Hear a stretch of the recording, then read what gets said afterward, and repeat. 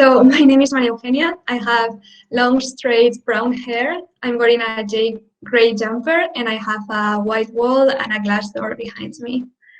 Okay, great. So it's actually perfect that I'm presenting right after Irene, because my presentation has to do with the RAD project, but on the video game branch. So the name of my presentation is Game Accessibility for Blind and Low Vision Players. It's part of the RAD project. And yeah, it's just to let you know that this is a very early stage project, because I have just started my PhD 6 months ago. So I will just explain a little bit what's the starting point of my research.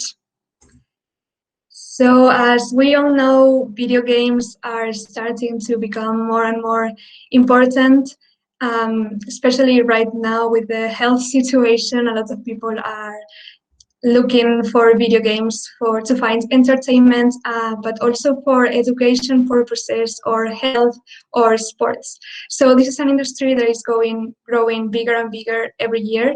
This year, it's estimated that it will have $151 billion in profits, and next year this will go up to 180 billion.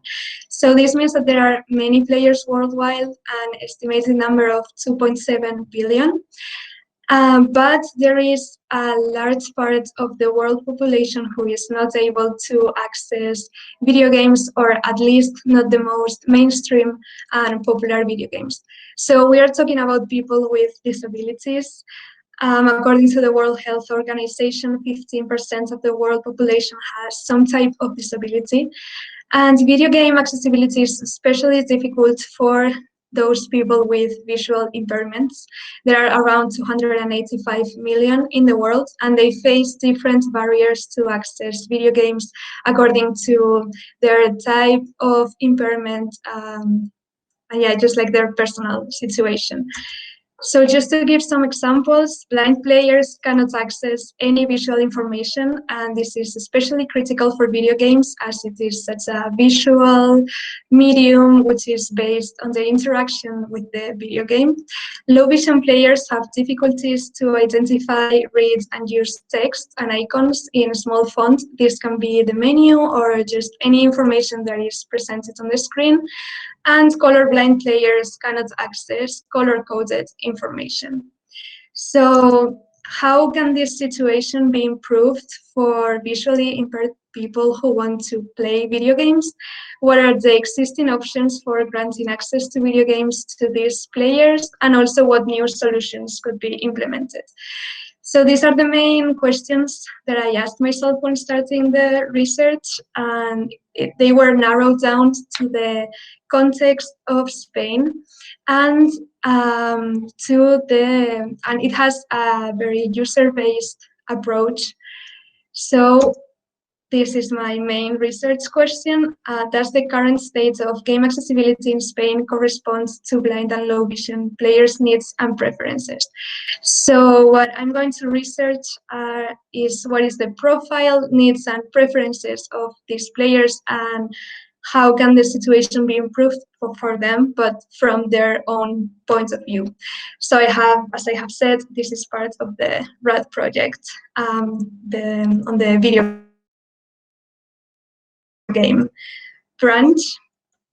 So I have 6 main objectives, which is to study the current state of game accessibility in Spain, to investigate the possible application of audio description to video games, as this is something that is not being done right now, to describe the profile, preferences, and needs of visually impaired players, research different accessible options from the game developers' perspective. So I also want to take into account the industry's thoughts on this topic. And finally, with all the information that will be gathered, I will create a set of guidelines to improve game accessibility. So the methodology has 2 main parts. The first one is more descriptive, and it will research what is the current state of game accessibility in Spain by analyzing the degree of accessibility of the most popular games in Spain last year. And then I also have I will also do a reception study, which will be done via questionnaires and interviews to both players and game developers to see what their profile and needs and opinions in general about game accessibility. So finally, improving game accessibility is beneficial to everyone. To start with, of course, blind and low vision players who will be able to have a more enjoyable experience, but also other users who might benefit from accessibility. It also raises awareness in society and the industry and promotes inclusion. And finally, it helps take down the barriers that prevent every person's right to access entertainment, culture, and information. So this is everything. I hope you liked it, and I'm available for any questions or comments.